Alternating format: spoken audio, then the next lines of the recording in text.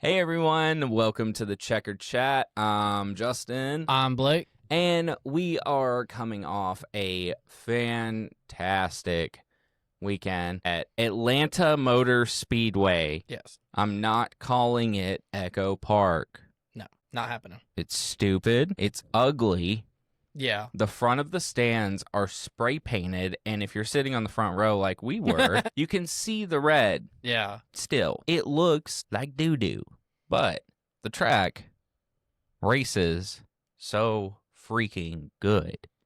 Best track on the schedule right now. Yeah, no, seriously. I mean, I've heard a lot of people saying, like, was this the best NASCAR race that has ever happened? And I'm like, it's hard to compare that, you know. Yeah. I mean, if you think about it on a scale of like what makes it in the talks of like top 20 all time, like it checked every box you would want a race to check off. 100%. I mean, it had so many lead changes. Here's the thing that I forget who it was, but I saw somebody talk about, and it made so much sense to me. So the NASCAR fan base as a whole at times feels like we all fall back on nostalgia, and NASCAR isn't the same as way back in the day because this, because that. I mean, you look at us, Jeff Gordon, Jeff Gordon, Jeff Gordon. So we have 5 diecasts up here, and 3 of them are old, like, nostalgic feel diecasts. Why is Atlanta, like, not just by fans, everybody just, you know, across the board, the best track, the best racing? Like, because you go back and you watch old Talladega and Daytona clips. That's what Atlanta races like right now. Yeah, no, because 100%. Like back in the day when Junior could go from 8th to 1st, and you know, like all of that kind of stuff. Like that.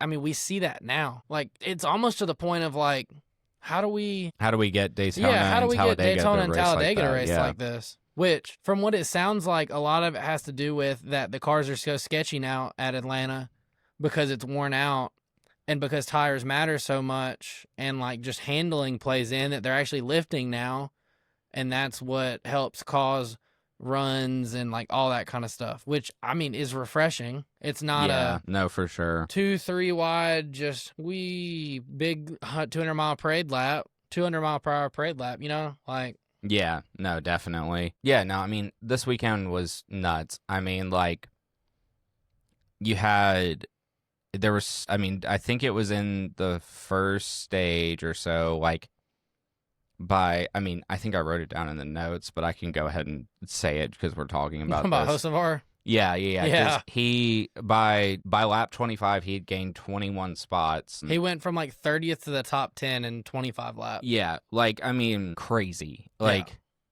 crazy. And I mean, yeah, okay.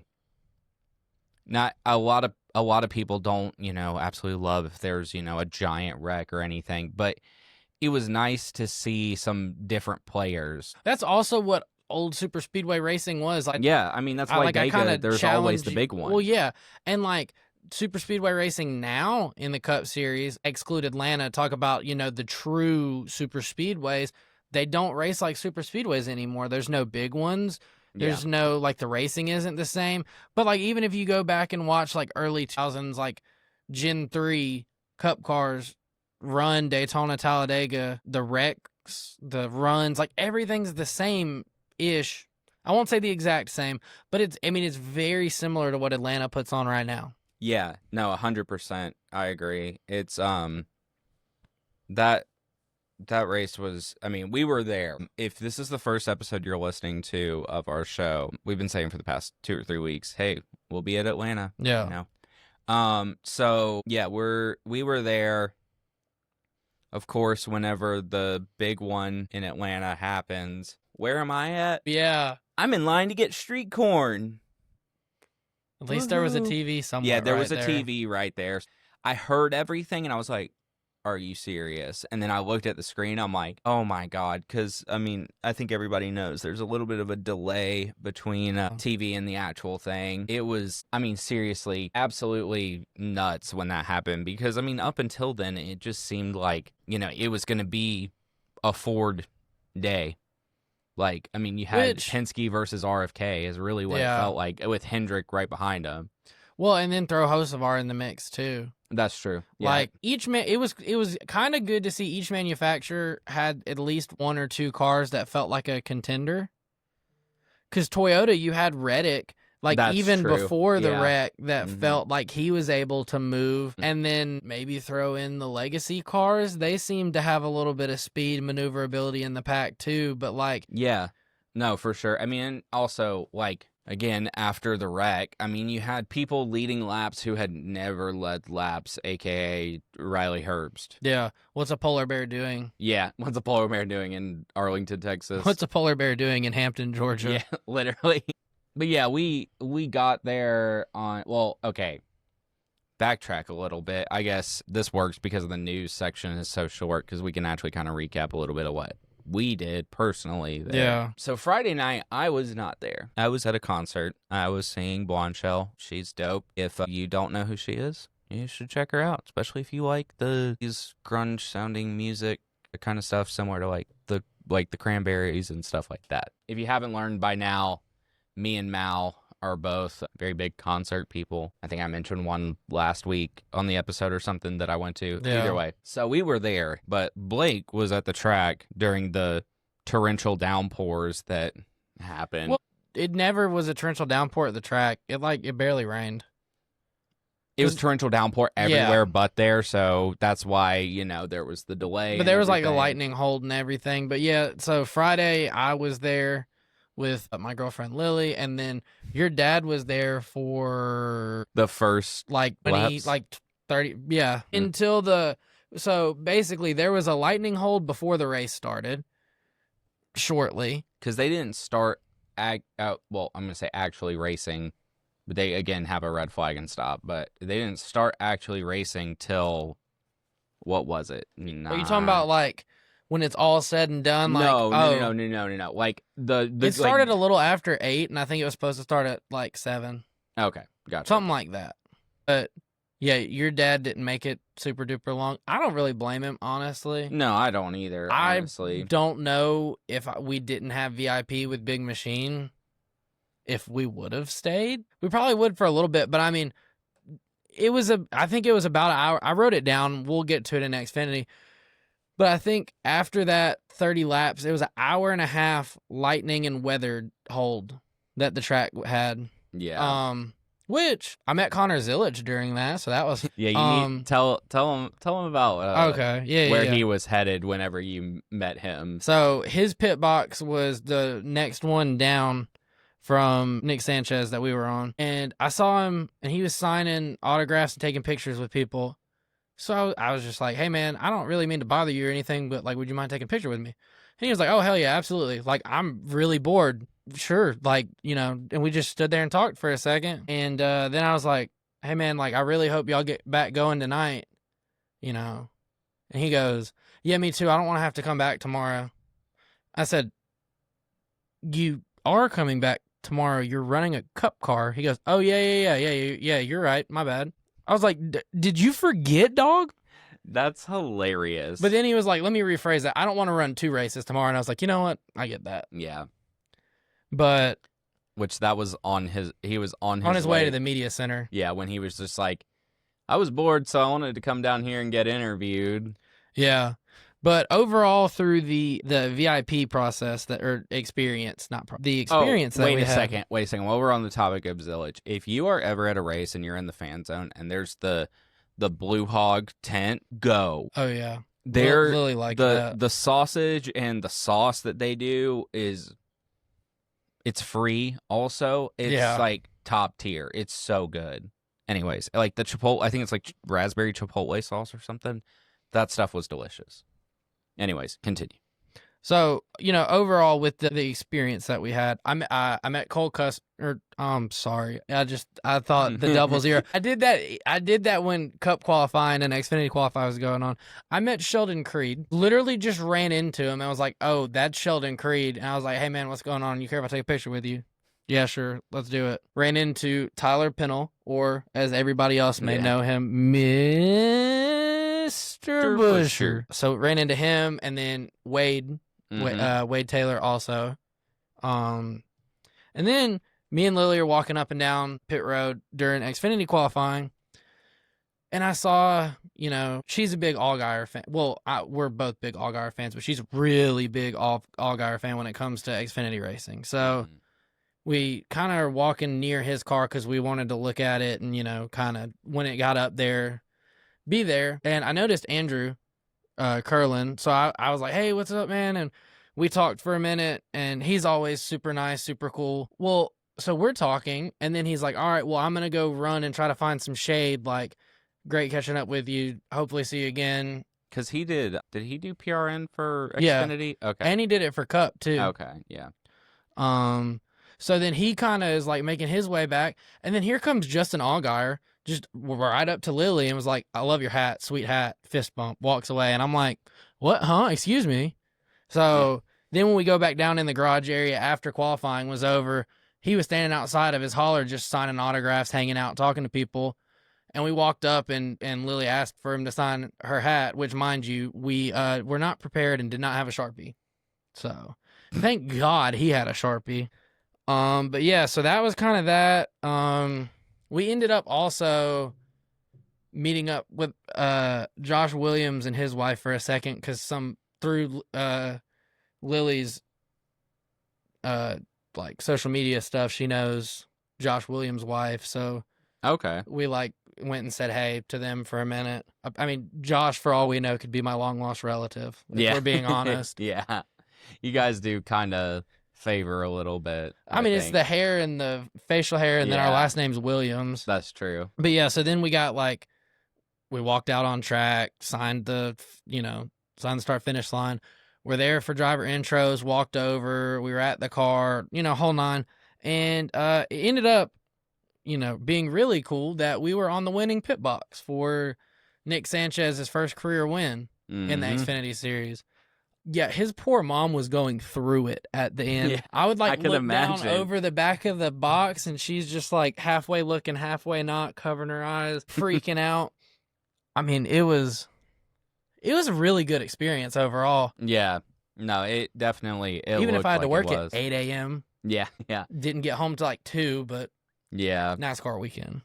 Yeah, so Saturday, we get there, we're tailgating and stuff. I got there before Blake did, hung out. My parents were there. Yeah, I had to work till from 8 to 3, so yeah. Woohoo. But yeah, so we tailgated out there. It was fun. And then Blake, Lily, and our friend Tyler got there. And yeah, it was fun when we go through the fan zone and everything. It was a great time. I mean, the Atlanta fan zone is always a lot of fun. It's not nearly as big as like your Dega or your Daytona, obviously. I mean, it's not far off though, honestly. Dega's one is just way bigger. I mean, to be I mean, fair. yeah. The area it has to occupy is a lot bigger. Yeah. Too. Oh, yeah. And then in the fan zone also, I went and hung out with Tyler and Wade again because they were having their fan meetup. Yeah. Which they were keeping account of how many Eat My Cinnadust shirts there were. Yeah. And they were having a debate whether or not mine counted because mine was in the bag and I was wearing all my Chase Elliott stuff. And then Wade was like, it doesn't count unless he gets rid of all the Chase stuff. Yeah. No, I'll bring up Tyler here in a bit because it's pretty funny. This is like the first time we've talked to Tyler, really. Super cool dude. Actually, when Blake met him in the garage, he was like, was like, hey, Tyler, can I get a picture with you, And he's like, yeah, sure, Gets a picture, and then Blake was telling him, like, hey, I do a podcast called The Checkered Chat with my buddy Justin, and he's like, I mean, correct me if I'm wrong, because this is what you told me, I think. He's like, yeah, I thought I recognized you. It was something along that line, or it was, I can't remember fully, but I think he said that he's seen some of our stuff on TikTok and whatnot. We just started this podcast this season. The crazy thing about being in the outside of the driver made podcast or spotter, people within that work within NASCAR, being a just average, just a fan-made podcast. A fan-made, yeah, there you go. That's a better way to put it. The amount of support that we get from different podcast, Yeah. or different content creators. I mean, always, whenever, we almost always, I mean, typically, I'll see, obviously, Zip It Up, who we've done stuff with, Tyler, Wade, NASCAR John on TikTok, both the girls from Laps Down. That is what that one's called. Yeah. Laps Down, yeah. 90% positive. If not, very sorry. Slide Jobs, Alabama. Slide Job Sal. It's Slide Jobs Sal. Yeah. I'm an idiot. I thought it was Slide Jobs Alabama. No, Slide Job Sal. I'm dumb. Sorry. I'm like, again, 90% positive. Again, sorry if I'm wrong. Them Turn 2, they're over in Alabama. No, they're not. I used to be good friends with one of the guys on Turn 2. Really? Yeah. Okay. Have we never talked about that? No. I swear we have. No. Yeah, no, I know them. I did. They live in. Dude, I'm not gonna dox them, but they live not far at all from us. I was 100% not aware. No, of that. they're not. Okay. Anyways. Yeah. Hey, Turn 2, if you guys want to do something, hit us up. Blake, apparently. I didn't know that. I can reach out. But yeah, no, all the people within the NASCAR like content creation. Then my buddy sphere. Justin that works at Joe Gibbs. Yeah. Mm-hmm. All of them. They're always super supportive, always, And it's really like, yes, it's a big community of people that make NASCAR content, but like everybody, it feels tight knit because everybody's so nice and genuine, and like it's such a niche thing to be a creator for, because it's not anything that, and in my opinion of it, none of us are going to be like, for lack of a better person, Charlie D'Amelio on TikTok famous based off of NASCAR. Right. It's not like that. It's just, I love seeing the support from other people, and like anyone who, listens to this podcast, you should check these guys out. These are great content, great sources of information. I mean, it's really cool. Everybody's super chill, Yeah, and also while we're on the topic of all the support and everything, over 50,000 of you have now seen me. I was getting there. Lose my mind and cry and freak out on camera. So I'll continue with the day after Sorry. that. Once again, if you listen to the podcast, check those guys out. They're super cool. All of them. Anything they do, Even if Tyler's the biggest Chase hater I've ever met in my whole entire life. We'll get there. Don't worry. So we, the day continues. We get inside. We missed a majority of driver intros because they weren't letting anybody inside because of the weather. Because there was lightning. Yeah, but there was people already in. Well, so what it seemed like what had happened was, what it seems like had happened was, they had, they do the concert, and then they have time for everything to kind of wind down, and then driver intros. Well, if you were already in there early enough for the pre-race concert or whatever, when it opened, you were in. But they would not let more people through while the lightning hold was going on. So then the lines got absurdly long through the fan zone. So then the second the lightning hold was up, they could open the gate, but the lines had just been forming because nobody could get in. So we missed, I don't know how much we actually missed, because the way they did it was weird, and I don't fully understand it because we missed the beginning of it. Yeah. But they did like matchup by matchup of... I think what they did was they introduced the people who weren't in the bracket, and then they introduced... So they introduced like 4 people. Yeah. And so we got to see pretty much all of driver intros-ish then. Yeah, so I guess we didn't really miss it that much. It was confusing, again, probably because we missed the beginning, but that was annoying, but I mean, really, there was nothing you could do about it. Yeah, no, for sure. So we get in, the race starts, there's the rain delay and everything. Which, it wasn't really that long, was it? No, and it just, like, barely sprinkled, because y'all went up to the... We went to the concession stand in the bathroom and everything. Yeah, and me, Mal, and my parents all stayed out because we had rain jackets and stuff. So it was like maybe 30 minutes or so, the red flag or whatever, but it was it wasn't bad. And then, you know, fast forward to the end, Blake leans over to me about 5 laps ago. He goes, hey, you know, if there's a chance of Chase winning, just video. Or Bowman. Or Bowman, either way. Because that's I mean, it was either going to be Chase, Bowman, or Brad. That was who's going to win that race. And then long shot Ricky Stenhouse. Yeah. So, like, we're, you know, I every race I go to, I video the last lap. I'm like, I'm just going to do it either way. Yeah. I've never seen Blake get so excited in my life. Well, I didn't think it was going to happen. Yes. No, to be fair, I get that. Because I think I remember him being in the lead with like maybe 50 to go, and I leaned over to Blake. I go, yeah, Alan Gustafson's going to screw this one up for y'all somehow. And I said, probably. Yeah. And so I, you know... Well, and then when Bowman kind of got up there and it looked like he was going to win for a second, I leaned over and I told you that I told Lily, I was like, hey, if Bowman wins, I'll pre-order you the race win diecast. And if Chase wins, will you pre-order me Chase's? And she said, no, I don't really have the means for that at the moment. Haha.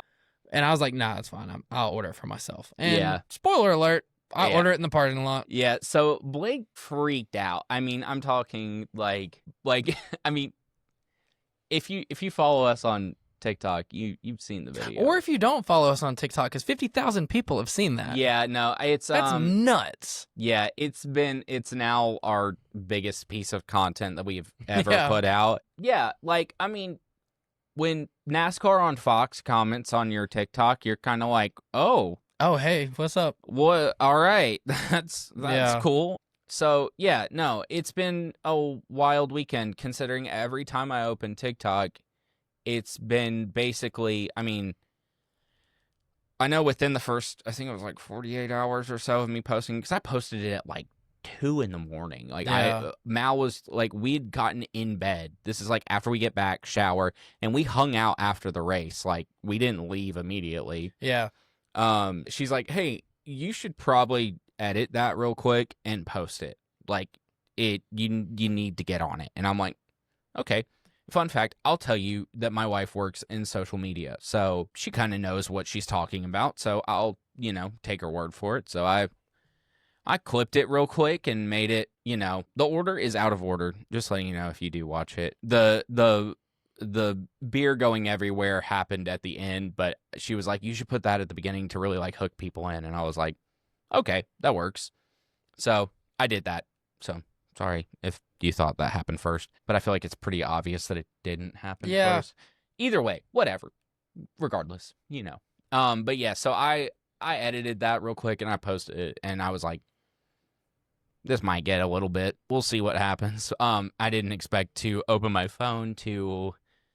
I wish I would have screenshotted how many it was the first time I checked it. I mean, literally, it was like, I opened it, it was like 99 plus. I'm like, okay. And I mean... Well, when we first texted about it, wasn't it already over like 10,000 at like 10 in the morning? So like 8 hours later? Yeah. No, it was, I think it may have been... Because I woke up at like 8:45 or 9, like around the time the F1 race started, because I remember turning that on. But I want to say it was around like 10 at that point-ish. It is, so it's at 50.7 right now. Almost 5,000 likes on it. Literally still getting stuff from it now. Oh, yeah. Some guy commented, said me on the recliner. But yeah, so that was like the perfect way to cap off that whole weekend. It was just, the whole weekend was fun.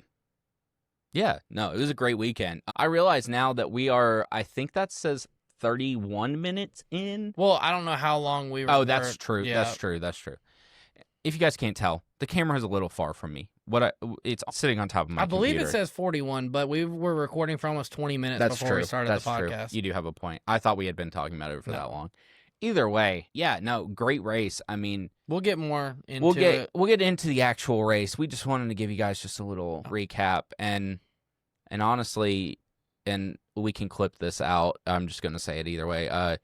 We could just use that as the audio, have it go back and forth on the TikTok about Atlanta. Oh yeah, with the photos and stuff. Yeah, that would be cool. Either way, so we had very little news this week. Yeah, but big news. Yeah, which kinda could see coming, but it was still big news. Yeah, no, I think just kind of like you saw it coming, but it also felt out of nowhere. I think the timing felt out of nowhere. Yeah. Also, something to add to the weekend, Blake left his wallet in my parents' Oh, car. yeah. I was freaking out at 2 in the morning. I thought I left my wallet in the middle of the purple parking lot at Atlanta Motor Speedway, and I was going to have to go back up there the next day and find search. it. Yeah. I'm sure there was somebody who couldn't drive home that left their car near there that you could have remembered. No, actually, you wouldn't have remembered it. Either way, let's be honest. So, yeah, no, that's off topic. But, yeah, news. So, big news, not necessarily... Not shocking, but still big. Yeah. Probably the best way to put it. Yeah. So Daniel Suarez and Trackhouse have decided to part ways. Apparently, it was a mutual decision, which I believe it. I believe it, but then I also I think that Trackhouse probably had this idea last year when I don't think it was mutual when they signed the 1-year contract extension. No, 'cause Suarez was the one that only wanted 1 year. Really? Yeah. Okay. Well, Suarez went to the table, at least from my understanding and what I remember. Suarez went to the table and said he wanted 1 year that's because he was interesting. very frustrated with Trackhouse. I mean, I get it after last year to an extent. I mean, I'm not gonna sit here and say I'm on one side or the other fully, but a lot of what seemed his frustrations were, and you saw it kind of in the Netflix thing too, was 100%, yeah. Why is Ross running this good and we can't figure out how to make our car get out of the back half of the top 20? Yeah. What are they doing that we're not? Are we not supposed to be sharing some sort of information with each other? Are we not teammates? Yeah. No, I mean, I think 100% valid. I mean, but which also I say to that, yeah, you're teammates, but you're still racing each other for wins. Why should your teammate?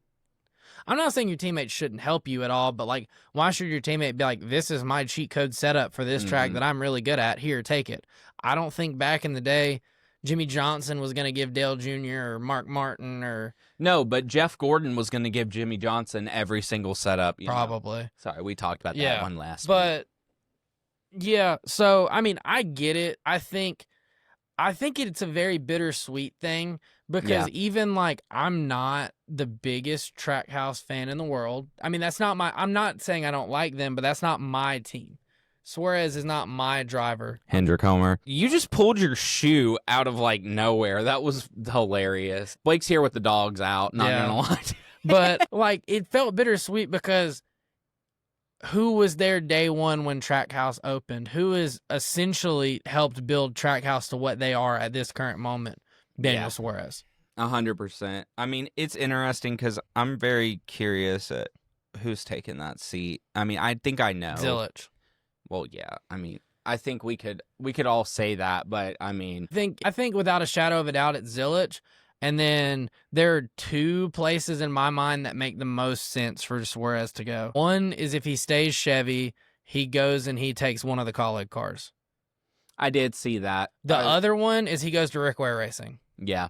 No, I mean, it would make sense because Ty Dillon doesn't have the nepotism to fall back on, which, I mean, Ty Dillon hasn't ran Ty Dillon's awful. done pretty good. So, I mean, for the equipment and for Ty Dillon and this, 100%. That, the other. I agree, but, I mean, to be fair. And then, fair, I mean, does AJ Allmendinger go back down to Xfinity? Does he finally say enough is enough? I'm ready to just be gone and be done and live my normal life outside of NASCAR?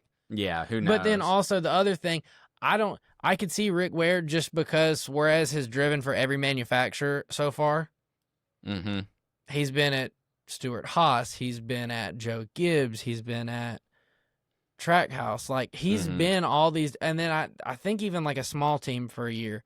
But I could see Rick Ware. I don't know logistically how that would work until 27 when they're trying to be the 3-car team. I'm curious if next year they're going to go to a 2-charter team. But where are they getting the other charter from is my only... There's the 4 already allotted for the new manufacturer. Yeah, but I don't Hear think me out. 4 allotted for the new OEM. I think, like we talked about in the Lost episode, part 2, Rick Ware is going to be the Tier 1 team for Dodge. Yeah. But I think that they already have that lined up for when it happens, and it's not, but it's not out there. So I think if one of those, Granted, if NASCAR says, "Hey, here you go, Rick Ware. Here's one of those 4 charters," then it's kind of confirmed that that's what they're going to be. I feel like they're not going to give out any of those charters until it's signed, sealed, delivered, and the OEM has like everything in line and it's about to start that season. Unless they take back the charter from RFK. Yeah, but I don't know the legality behind getting that charter back. I don't know. I mean, because that's the thing. I mean, we've talked about how we think that in the next few years, Brad's going to step more into a leadership role and just run an open part-time RFK car. Yeah. And then, but if he does that and they lose a charter, then that still leaves a car for Buescher and Priest. Yeah. So, I mean, I don't know. There's a million ways it could play out. Yeah.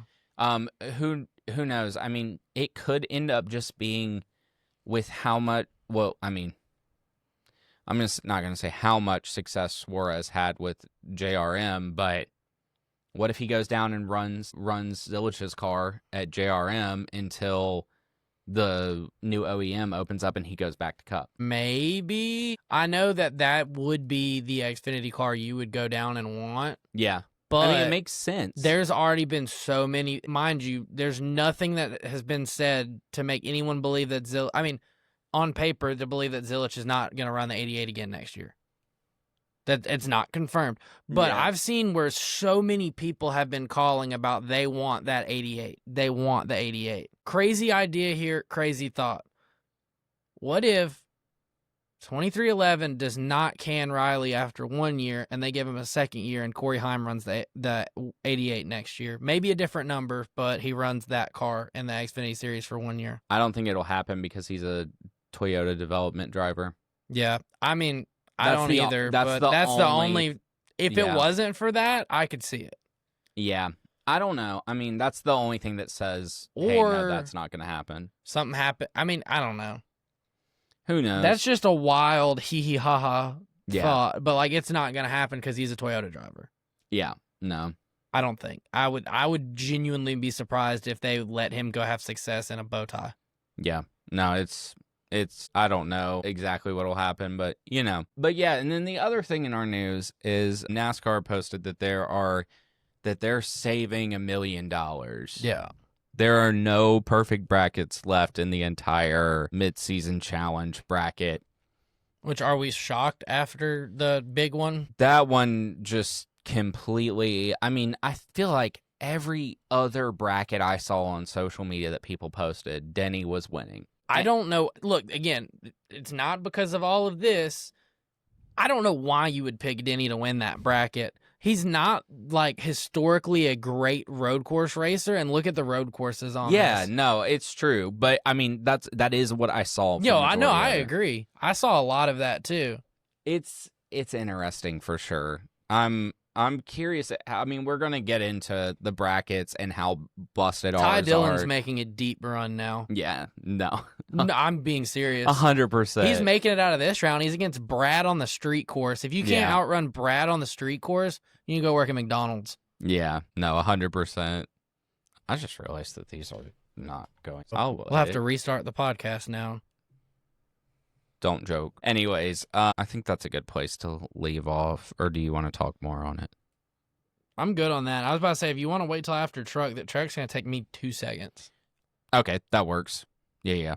So yeah, we had a truck race at Lime Rock this week.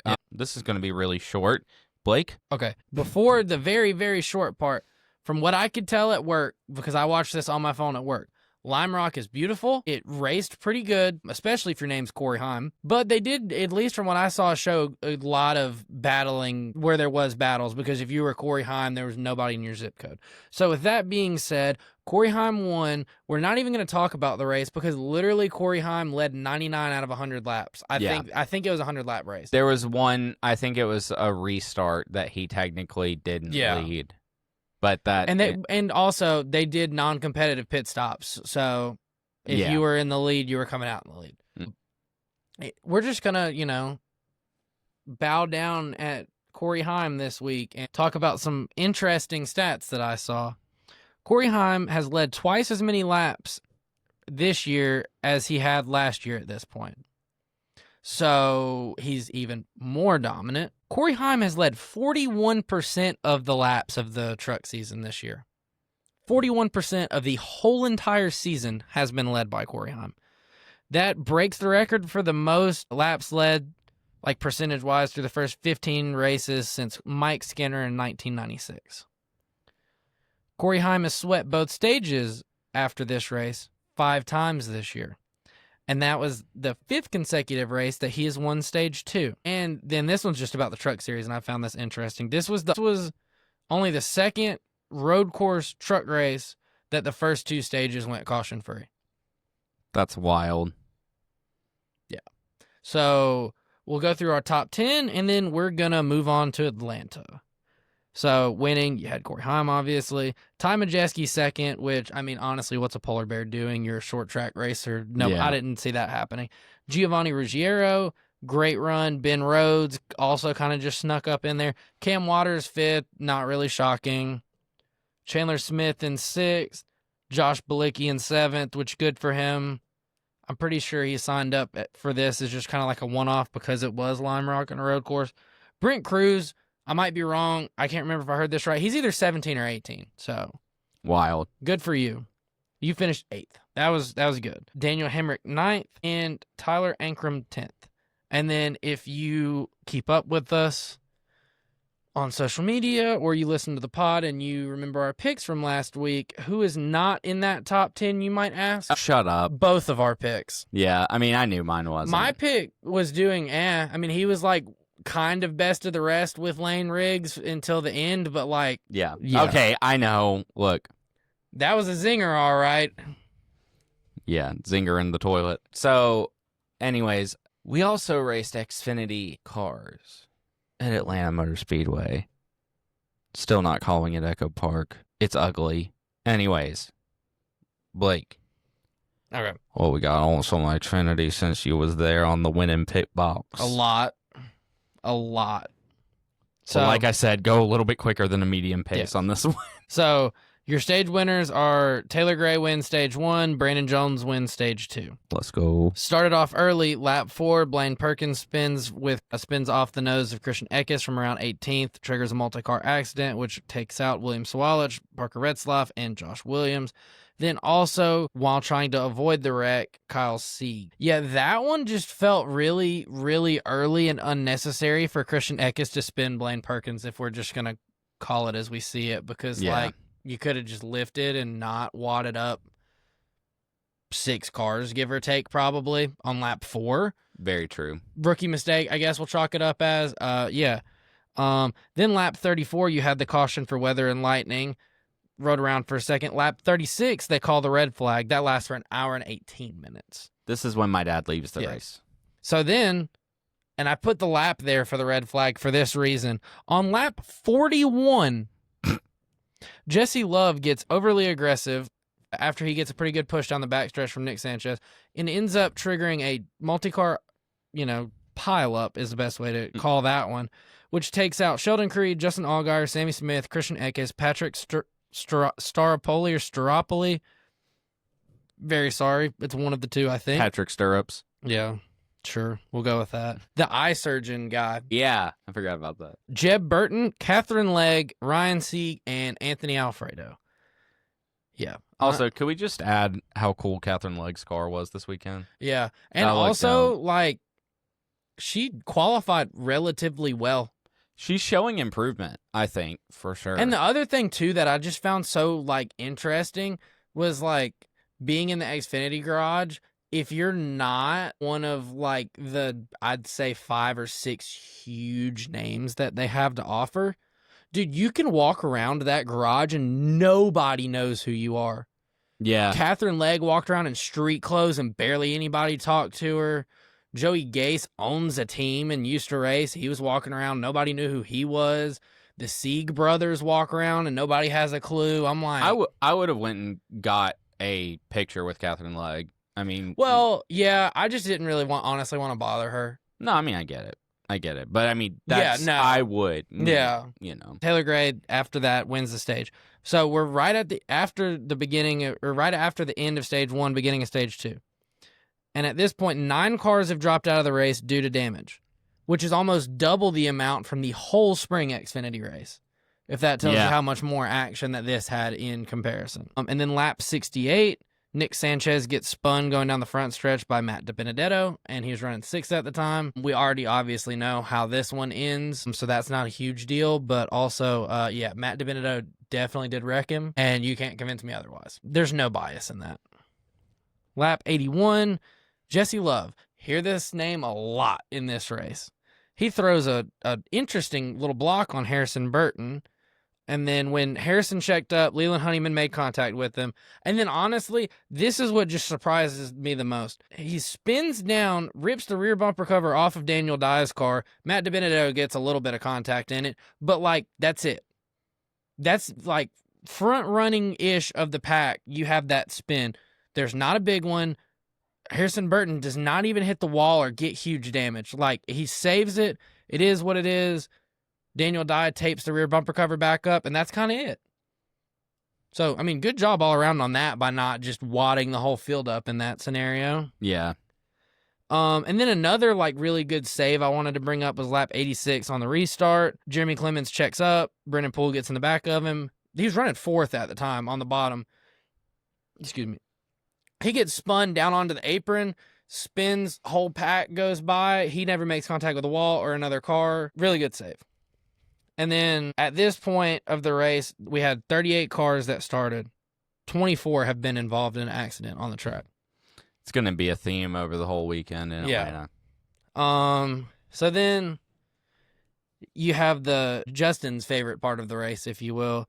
You have a single car spin off of turn 4. That's a caution. You have a debris caution. You have another debris caution. And those are your last 3 cautions of the race. Lap 144, Nick Sanchez takes the lead. Included this just because obviously he won, and I'd like to talk about it as much as I can because that was an awesome experience to be there on the pit box. And then lap 159, Leland Honeyman, another great save we can throw on. Go back and watch it. It was pretty good. Off of turn 4. Honestly, saves the race from the Xfinity patent to overtime. And big shocker here, Nick Sanchez goes on to win. Your top 10 are Carson Quapfel in 2nd, Sam Mayer in 3rd, Connor Zilic in 4th, Taylor Gray 5th, Jesse Love 6th, which Jesse Love's car, I don't know how it finished 6th. Yeah, that thing he had a lot of damage. Eric Almirola 7th, thank God he didn't win. Daniel Dye 8th, Kyle Sieg 9th, good finish for Kyle Sieg, and Jeremy Clements 10th. So he rebounded from getting spun from 4th back to the top 10. Good day for him, small team. Yeah. I think there was a point where I think it was, I want to say I started watching probably around midnight when I got home from that concert. Yeah. And there was a point where Eric Almirola was behind Nick Sanchez, and Nick Sanchez was in first. I was like, I thought he was gonna wreck him. Yeah, he's gonna pull what he did to Bowman at I can't remember where Phoenix. That was. Phoenix, yeah, it was. That's what I fully expected, and then it didn't happen. Thank God. But I also just thought he was gonna take an inch, run a mile with it, somehow wreck Sanchez, and then afterwards be like, "Well, he threw a dumb block." Yeah, your typical. I just want to thank God. Yeah, I just want to thank God that I absolutely yeeted somebody into the fence for the win, and you kept them safe. Yeah, and screw off. I can't stand Eric Almirola now, and I hate it because I used to like the guy, but I just don't understand his persona in the Xfinity Series at all. Yeah, it really just bamboozles me, if you will. Well, that's all we got on Xfinity for this week. So, on to the Cup race. On to the race of the year. The race of the year, arguably the race of the decade. Yeah. The race of the next gen car for sure, I feel like. No, seriously. I mean, the only other race I think that you can remotely compare it to is Spring Atlanta last year. This was way better. But I'm saying you can remotely compare, but it's not even in the same ballpark. Are you talking about the one that Bell won this year, or are you talking about the 3-wide finish? Last year, 3-wide finish. I'm just, yeah. No. Not the Bell race. Yeah. Spring race last year. Yeah. Yeah, I don't. But that one, it's mainly just the finish. I was about to say, but, I mean, there's good racing throughout because you have comers and goers and whatnot. Very true. I don't know. I was going to say, I don't know if this is recency bias or not that we're saying this about this one, but I genuinely do feel like even as time passes and whatnot, this is going to be one of the top 3 next-gen races for a while. No, 100%. I agree. And obviously you can tell this isn't biased because even a non-just Homer, Chase Elliott, Hendrick fan is agreeing on As it. I'm sitting here wearing a Jeff Gordon shirt. Well, yeah. But that's different. Jeff Gordon's different. Mind you, how early did Ryan Blaney eat the safer barrier, and you're still saying this is the greatest? No, I was so mad. The past 2 races that I've been to, he has wrecked out within the first half of the race. Well, if there's one thing I've learned, there are a few things in life that are guaranteed: death, taxes, and Ryan Blaney going head on at a super speedway race. It's Ryan Blaney wrecking out in the advanced auto parts scheme. There's no in between. Did he run that at Talladega? Yes. So he ate the wall good there, and then Atlanta, and then there's the really bad wreck at Daytona where he went head on. It was the advanced auto parts. He either run that at a short track. He either wrecks out or he wins. One or the other. Because the Iowa, yeah. I was about to say he won. That's that car from that race is my wallpaper on my computer that we're filming on. Yeah.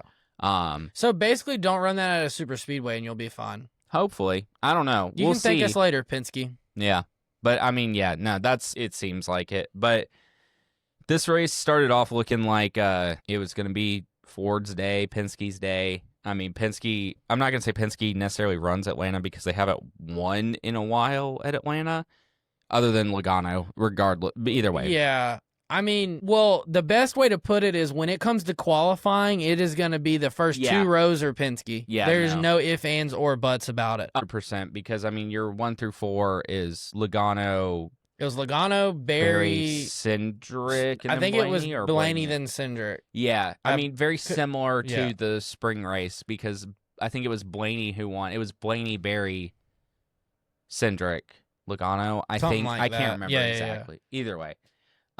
So within the first, 25 laps, we said it earlier, House of our gains 21 spots. I mean, nuts, crazy, honestly. I mean, it was like to the point that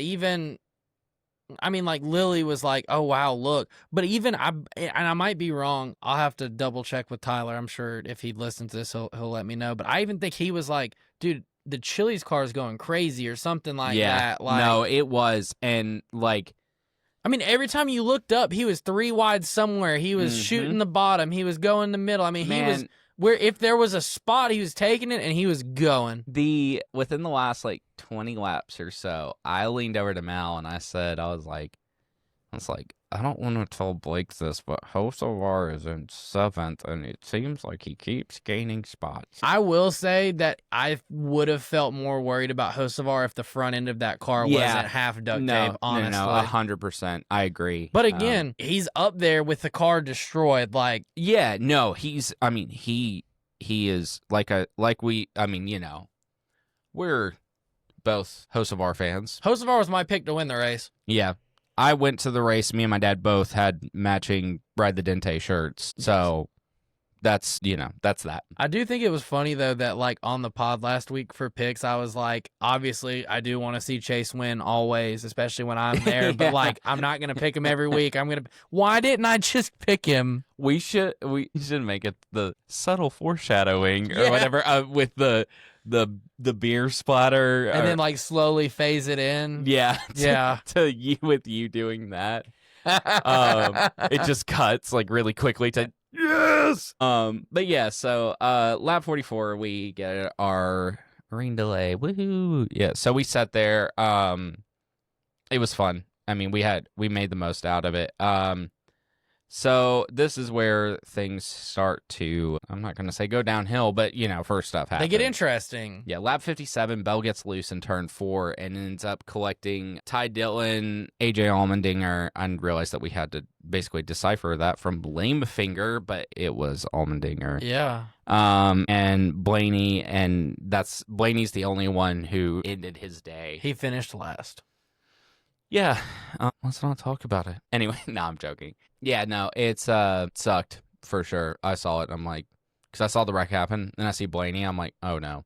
My And then Shayla. my Shayla. And then I see him get clipped and then just turn completely headfirst into the wall. I mean, it was pretty bad, Mhm. honestly. So yeah, that one happens. And stage 1, your winner, no surprise here, Austin Cindric, arguably the best super speedway racer that exists right now. Which, now that Atlanta's racing like the old style of super speedway, I'm interested to see How he does. Yeah. Yeah. With because Atlanta he specifically. won stage 1, and like he did get taken out in the big wreck, but like it wasn't just like, oh my God, look at, like, you didn't feel like, oh my God, this is Cindric's race. He's running away with it. He's dominating. No, it didn't feel like past Atlanta's where he... Or even Talladega earlier this year, Yeah, where you were like, yeah. as long as nobody wrecks him, he's gonna win. Yeah, so far in my history of going to races, I realize I've been in person to see my wife's favorite driver win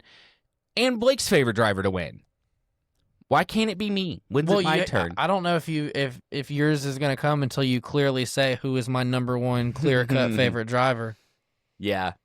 Maybe that's what it is. No, Blaney 100% is my clear cut. Okay. It may not show in the merch that I own, but that's fair. because Penske Sucks at making merch. Their merch is pretty bad. I'm sorry, but it's. I saw the first shirt in a while that I've been like, oh, that one's actually cool at the race, and I didn't buy it because I have to buy a new car. You know. Anyways, Penske, do better on your merch, please. For the love of God, something. Anyways, all right, so where were we? Stage 1, Cindric wins. Lap 69. This is fun. I think we have a slightly different opinion on how this one started, like on how the big one started. Well, you witnessed it in person. I personally think that Denny Hamlin caused that. Okay.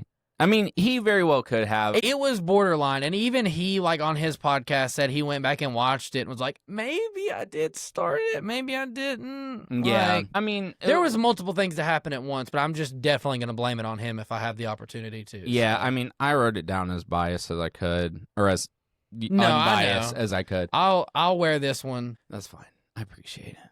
Even though It was Denny Hamlin's fault. we've never had any Denny fans come at us for anything, which is really funny. We've had Logano fans come at us, which is ironic, but you know. I'm sure y'all are great people, but your drivers suck. So Yeah, he's a good person, but like I driving. really like Denny the podcaster. I cannot stand Denny the driver. Yeah. Denny the podcaster makes so much sense, and I really like a lot of his takes, but Denny the driver can just get wrecked out every week, and I'd be okay. I can't remember what it is. There's some word that he says on his podcast that he doesn't pronounce correctly every time he says it, and it bothers me. It's frustrated. That's what it is. How does he say it? Frustrated. I'm like, hey, there's an R in there, buddy. I don't know. Anyways, but so Denny Hamlin. Everything. Yeah. I went and found it and just copy and pasted all the drivers. So Denny Hamlin gets turned and collects quite literally half the field. Drivers involved in this. At the end of this race, there were only 4 drivers, and I should have wrote down who they were not involved in any wreck.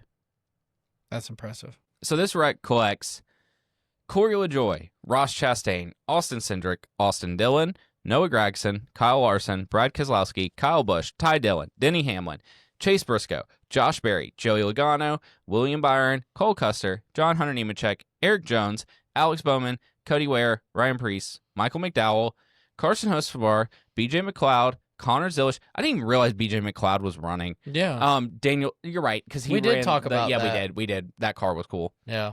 And Daniel Suarez. So you may ask, who's left? That's what I was wondering too. Well, and the other thing too, that like a lot of these people, yes, they did get caught up, but like Bowman and Brad were in it, but they didn't get damaged that bad. No. They were fine. There were cars that made it through, because I mean, Eric Jones was still in the race, right?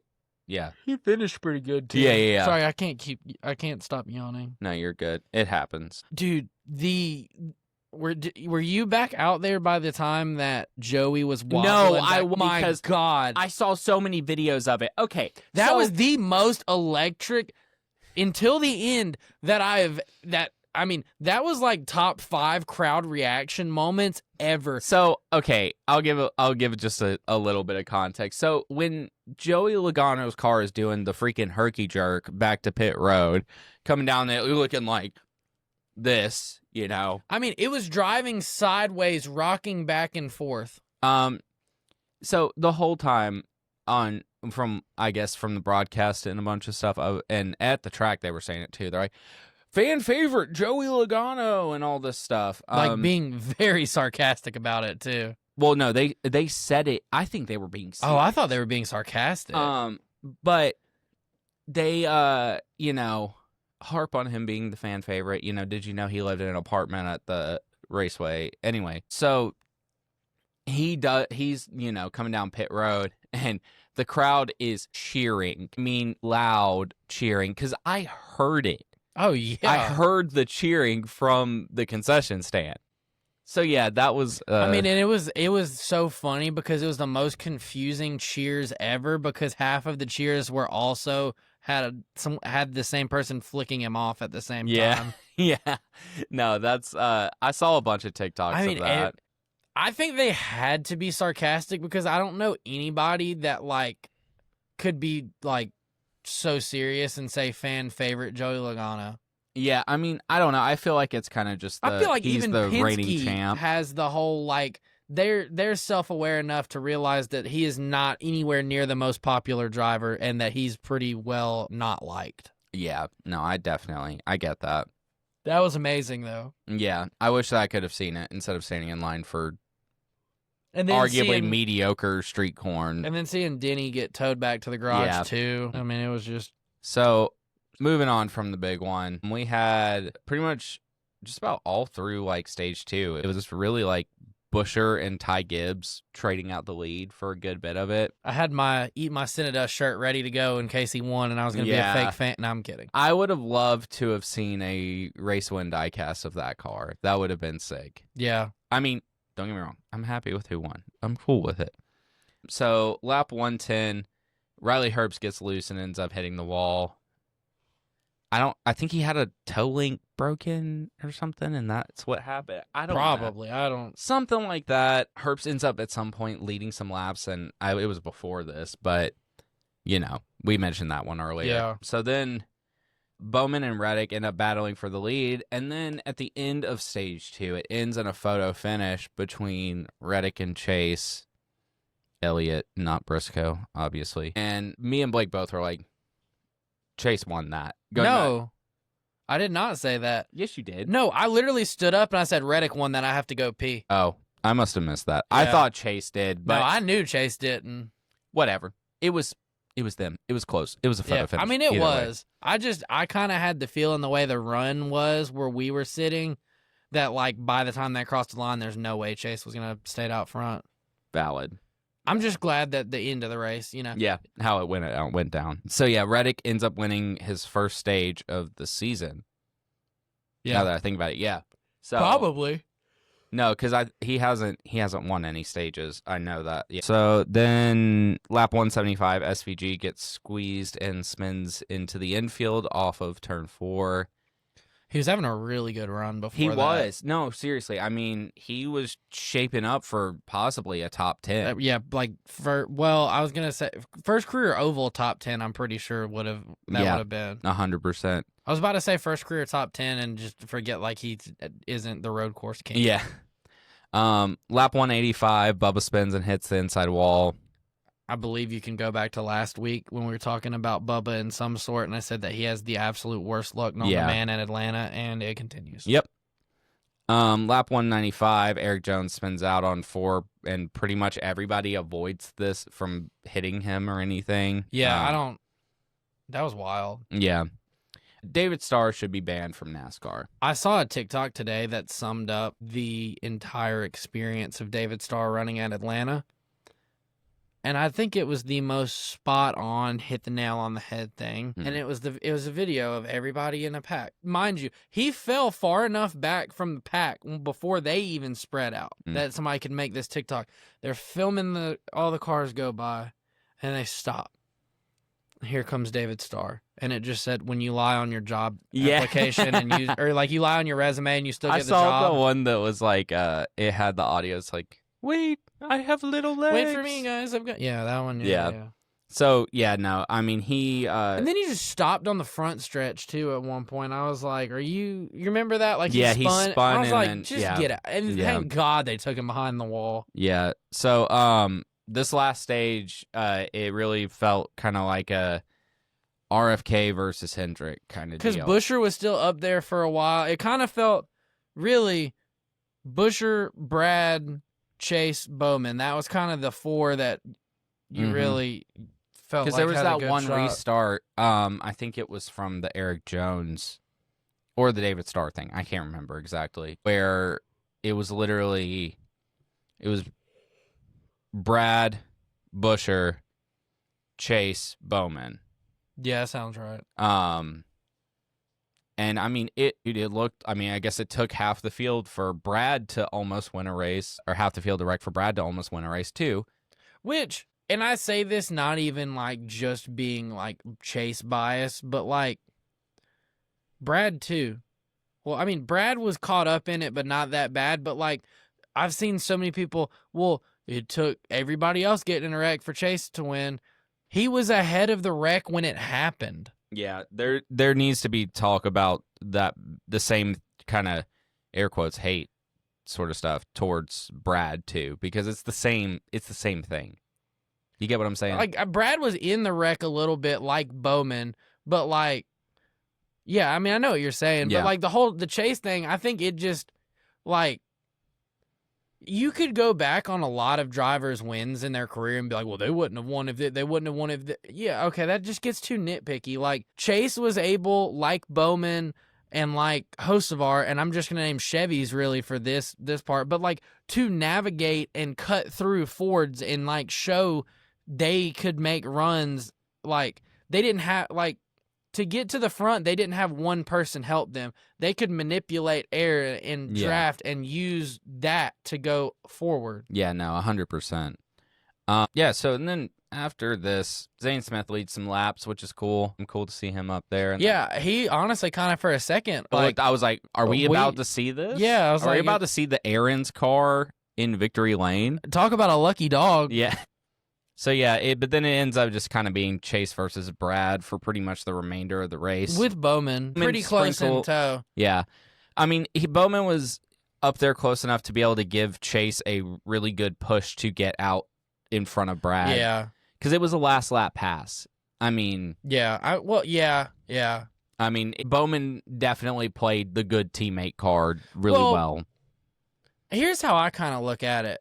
Obviously, I went back and rewatched this a lot. I mean, let's be honest. Coming to the line with 2 to go, I thought Chase had a very good run, basically the same run that let him pass to win the race, and he didn't take it because he didn't want to be leading. He wanted to be second and be able to make a run and take the run. He didn't want to be the one that was going to have to block. He was doing a good job at backing up to Bowman and Bowman pushing.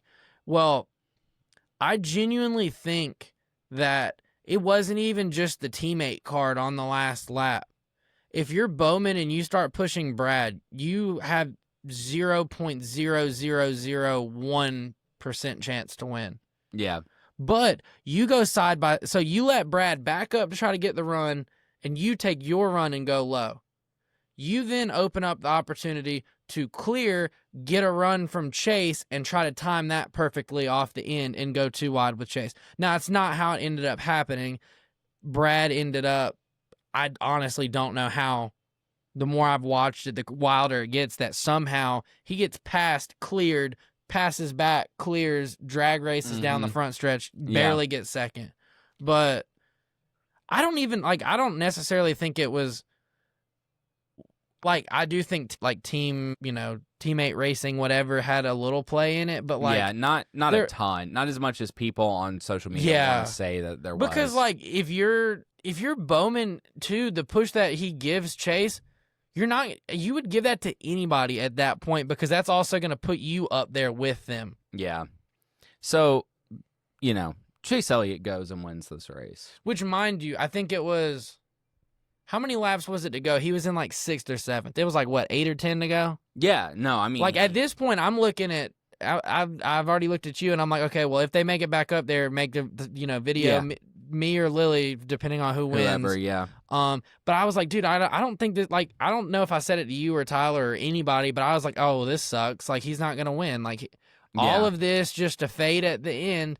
And then here, all of a sudden, they're going down the front stretch, and you see the 9 car just take a run and dive 3 wide bottom, clear up, goes from like 5th to 2nd or 3rd. I can't remember if he cleared Reddick or not, but 2nd or 3rd run for sure from the like 3/4 of the way down the front stretch to turn 2.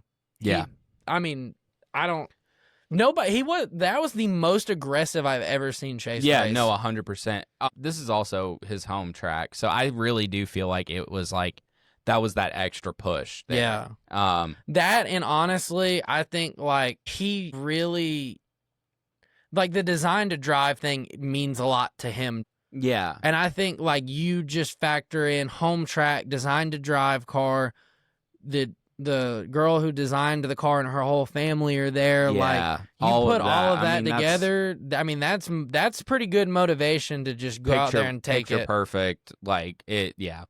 And then they said too, and it was the 9th year of the design to drive program. Yeah. And he got a win in that car. Yeah, That's so crazy. The 9th year of the design to drive program, and there's a 9 in design to drive. The G is a 9 when they do the hashtag on the 9 car. Yeah.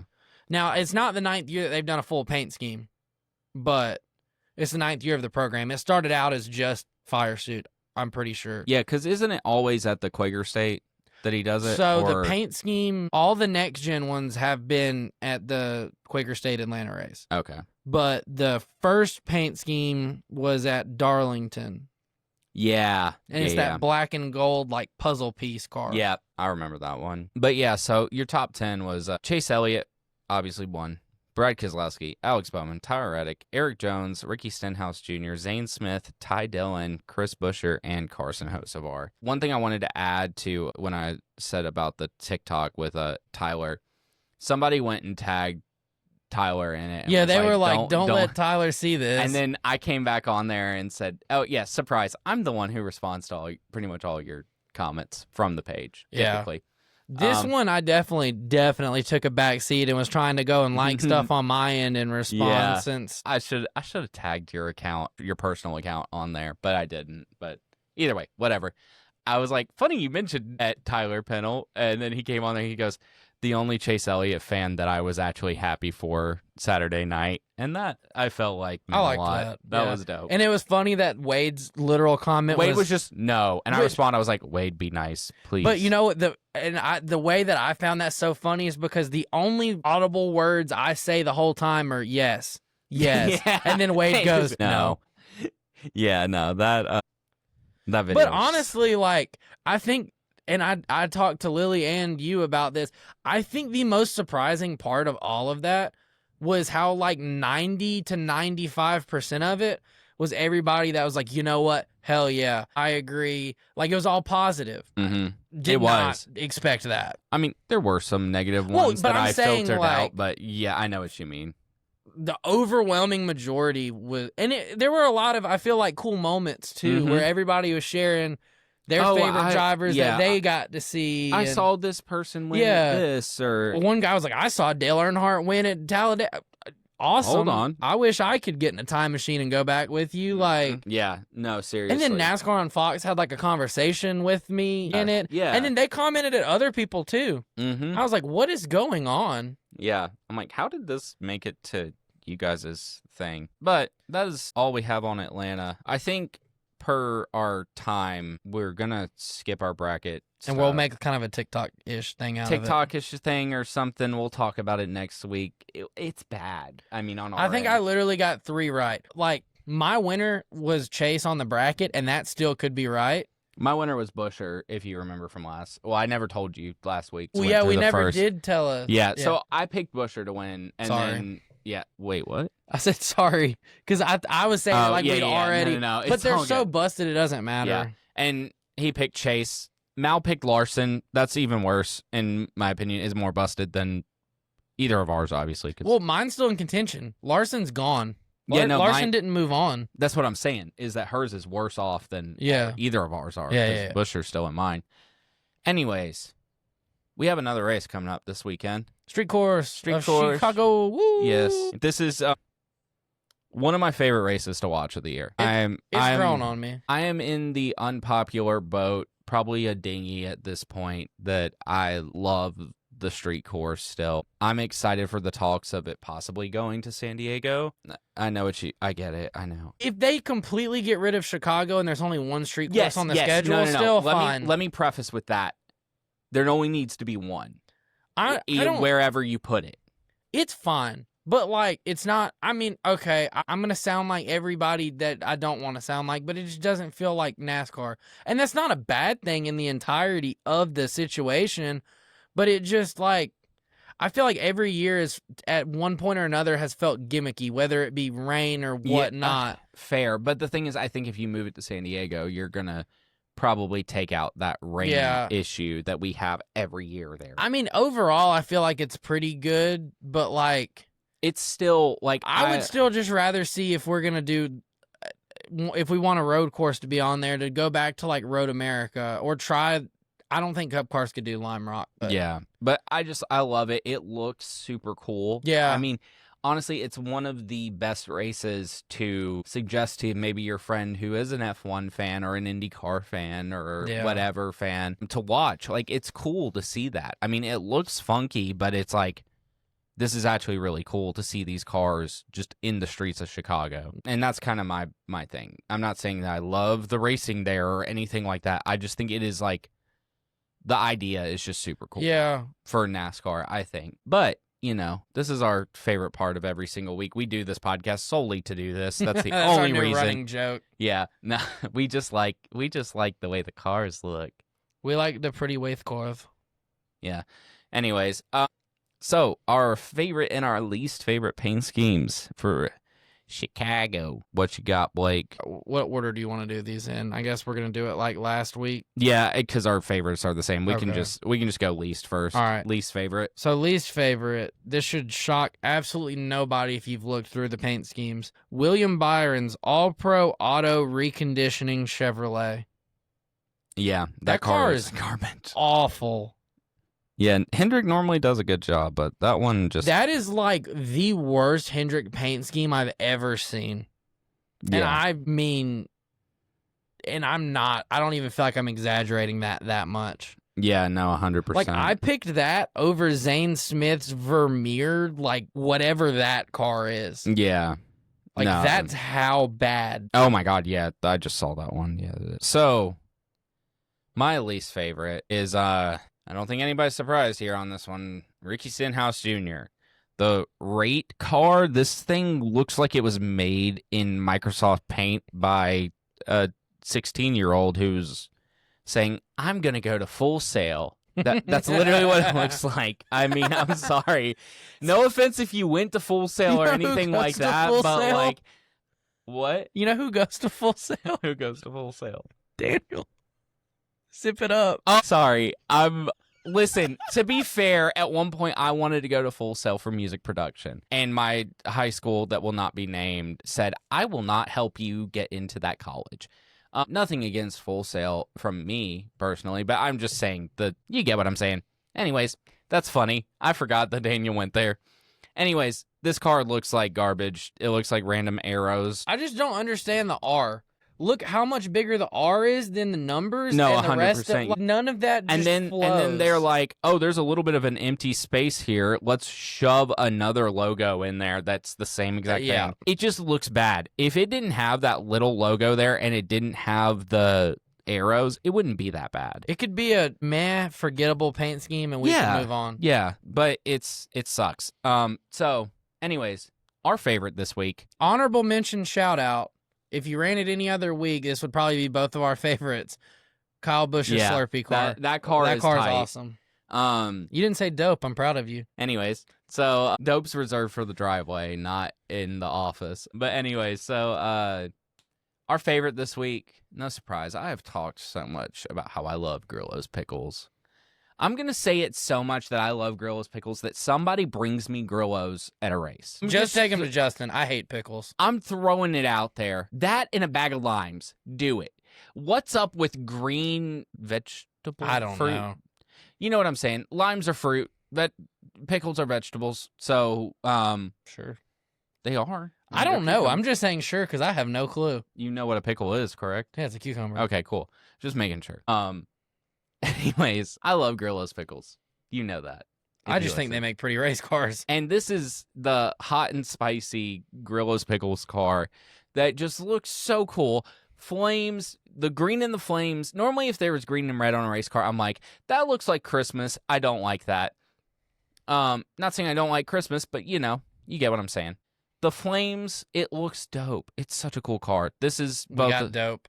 Yeah, we did. Dope counter. So that's both of our favorites for this week. This is the best flame scheme since Gordon's flame scheme. Honestly, it could be better. You're tread lightly there, my friend. Anyways, yeah, so that's all we got on paint schemes for this week. On to our past next gen winners. So we've had two. We've had SVG winning the inaugural and Alex Bowman winning last year. Yep. So not a huge sample size on this one. I mean, yeah, Bowman did good last year, won on strategy. SVG won on strategy the first year. But again, he did neither of them solely just won because of strategy. Yeah, no, I'd also rained away. They probably were gonna win the race either way, if we're being honest. True. So for picks, you want to start them, Justin? Yeah, sure. In Xfinity then Cup. Yeah. All right. So Xfinity, I went with SVG. He is running the number 9 for JRM this weekend. Yeah, I mean, I feel like this is one of the two obvious choices for this race. And Blake, who'd you have? Well, call me crazy because I didn't think he was the obvious choice because he didn't run that great last year in the Xfinity car at Chicago, I feel like. Wait, did he win? He won. Oh, it was. I have it backwards. It was Cup that he ran like crap last year. He wrecked out. Yeah. Cup. He would have won that race in. You think he would have won in Cup? He would. I thought he wasn't running. What am I thinking of? You're thinking of Coda this year. I thought. No, I'm thinking. I swear I remember he ran the Saucy Nugs car and wrecked out in. I think it was the first stage. Okay. He led every lap up till. Did he? Okay. Mm-hmm. From what I remember, I could be. I'm definitely wrong on this. I had a bad memory lapse because I was thinking about picking him to sweep, but I was like, I don't know. I don't think he sweeps, but I think that the other thing too, why I just don't feel like picking him on Xfinity is because is this not the first time he's ran Xfinity since going back to Cup? I think it is, but I still think he's going to go in there and dominate. I'm picking Zilich. I think this is probably just an absolute masterclass Zilich domination. I think it's going to be between Zilich and SVG probably. Yeah, odds are it'll be them fighting out with each other. I don't know. I just don't feel confident in SVG in the Xfinity car. That's interesting. Just because I feel like the conversation that was in the Lost episode last week, I feel like he's taken that Xfinity notebook, lit it on fire, and thrown it out the window. Yeah, that's true. Because that was the most pointless thing ever for him to run a full season of Xfinity when the end goal was Cup. True. That's literally my reasoning behind this. Is I feel like he's running this as he should for Junior Motorsports for sponsor, money, publicity, this, that, the other. But I think that his main focus is Cup. Yeah, no, for sure. So, with that being said, would you like to go on to Cup? Yeah, definitely. Hold on just a second. Okay, yeah. So, my Cup pick, It's wild. Wild? Are you being serious? I didn't expect you to pick it. I know it's not wild in the sense of, oh my God, this is a zinger. It's not picking Tony Breidinger to win Lime Rock, but I went with Reddick, and here's why. Reddick finished second last year. He was closing in on Bowman, for sure. He's a good road course racer. It's in Chicago. That city means a lot to 2311 because Michael Jordan. Yeah. I think that I'm going with him. Also, I didn't want to just go SVG. I don't care at this point because, with the picks, I want to pick them right. True. I mean, I understand. Yeah. I get that. So maybe I'll make, at least for me, just to throw in like a watch out for this guy, maybe a long shot type deal. But like, I'm mainly just doing, like, I'm taking the picks as like I'm picking the race winner. So I'm picking SVG. But also other names that are not SVG to watch: Bowman, Reddit, Larson. Even, I mean, I know he hasn't historically done super duper well there, but like, I still could see him maybe after the third race there, he might be able to pull it through. And I mean, I wouldn't be shocked at all if we see the momentum from Chase winning last week kind of roll into a hot streak. Not that he wasn't doing good before Atlanta. Yeah, and I'm not saying he's going to light the world on fire and win like 8 straight races or anything stupid, but I mean, watch out for him to get a top 10, maybe a top 5. Yeah. Maybe be in contention. I have no clue. I mean, we'll see. I mean, it could happen. I mean, because you got to think how much pressure you have as a Hendrick Motorsports driver on a 44 race winless streak. Yeah. When like you're a defending champion, you're one of 2 drivers at that team that's won a championship. Yeah. So very true. You have pressure, and the minute that you're like, hey, I'm locked in the playoffs, you kind of can just go crazy. Yeah. No, 100%. But yeah, that's about all we got on Chicago till next week after it happens, obviously. But like I say every week on this podcast, somebody's going to win the race. Yay, and I hope they all have fun. Yes, we're having fun. This is fun. I hope majority of them have fun. I won't name who I don't want to have fun. Oh, we know. Yeah. But yeah, I believe that's all we got for this week. I'm looking at Blake for confirmation. Yeah, I'm pretty sure. Yeah, cool. That sounds right. All right, guys. So this has been the Checkered Chat. I'm Justin. I'm Blake. I think it's funny how that's kind of become like our intro, our sign on and our sign off. Yeah. You know? Anyways, yeah, this has been the Checkered Chat. We had fun hanging out with you guys this week. Next time in Atlanta, come say hey. You know, we're there every race pretty much. If I'm not at a concert that's already, we're pretty much at every Cup race for sure. 100% every Cup race. Yeah, that's every race. But you know, Checkered Chat. We are on Instagram, TikTok, Twitter, YouTube. And you can listen to us on YouTube, obviously, because this is a video podcast. Spotify, Apple Podcasts, Amazon Music, and you can't forget about it, Audible. Like, follow, comment, subscribe. All the generic YouTuber things that they say at the end of videos. We will see you guys next week.